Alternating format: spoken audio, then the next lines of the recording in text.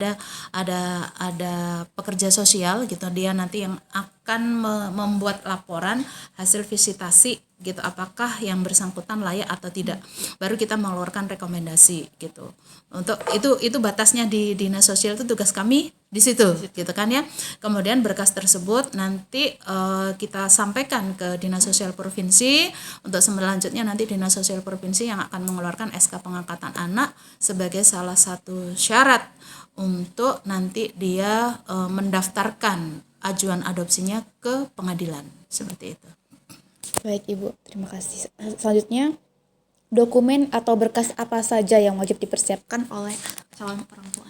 Ya, kalau cerita dokumen itu tadi ya Neng, sebenarnya baik seseorang itu mengangkat anak secara langsung alias ketemu orang tua kandungnya maupun dari lembaga, itu sebenarnya tidak terlalu berbeda ya gitu. Tapi yang pasti salah satunya itu yaitu ada surat keterangan sehat dari rumah sakit milik pemerintah ya. Tidak bisa ditawar, itu tidak boleh di puskesmas, tidak boleh di klinik, tidak boleh di tempat praktek dokter, tidak boleh. Itu harus di rumah sakit pemerintah. Jadi kalau surat keterangan dokter itu ada 3 macam. Surat keterangan sehat, surat keterangan dari dokter obgyn, dokter kandungan gitu kan ya, dan dari dokter kesehatan jiwa gitu. Dan itu cerita dokter itu, surat keterangan dokter itu wajib dilakukan oleh COTA. Jadi diomong COTA itu suami istri ya, tidak hanya suaminya saja atau istrinya saja, tetapi suami istri.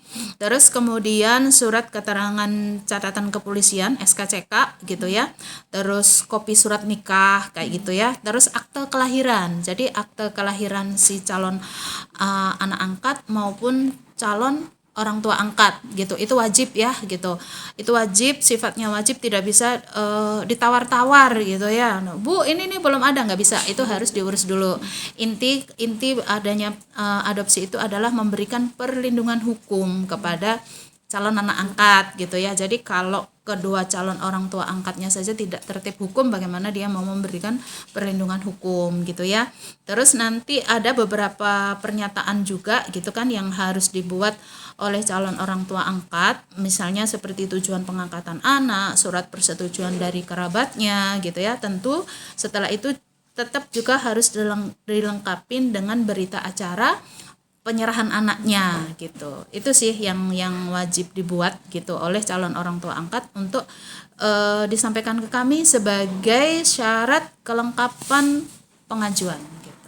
Baik. Biasanya berapa lama proses adopsi berjalan hingga mendapat keputusan resmi? Kalau cerita berapa lamanya ya, lama banget. Lama banget, makanya seorang calon orang tua angkat itu harus sabar, memang ya, sabar gitu ya. Makanya saya selalu menyampaikan kalau menunggu 5 tahun ya, karena syaratnya memang 5 tahun ya, tapi memang hampir jarang banget yang pas 5 tahun, yang ada lebih gitu ya, 13 tahun, bahkan sekarang yang lagi daftar sidang ini itu sudah 19 tahun menikah belum punya anak gitu ya Neng ya.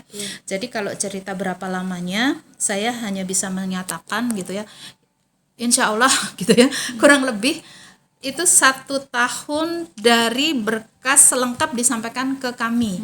Itu tidak terhitung kapan dia datang konsultasi, berkas ada salah misalnya ya.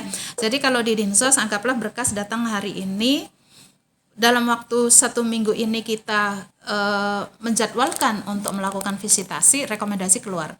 Terus kemudian berkas dikirim ke provinsi kan gitu ya. Provinsi itu kan yang diurus kan bukan cuma Kabupaten Cirebon ya, se-Jawa Barat gitu ya. Jadi dari nanti di provinsi itu berkas sampai di sana, kemudian ada visitasi dari provinsi ke Kabupaten Cirebon gitu ya, baru nanti SK pengangkatan anaknya keluar gitu kan.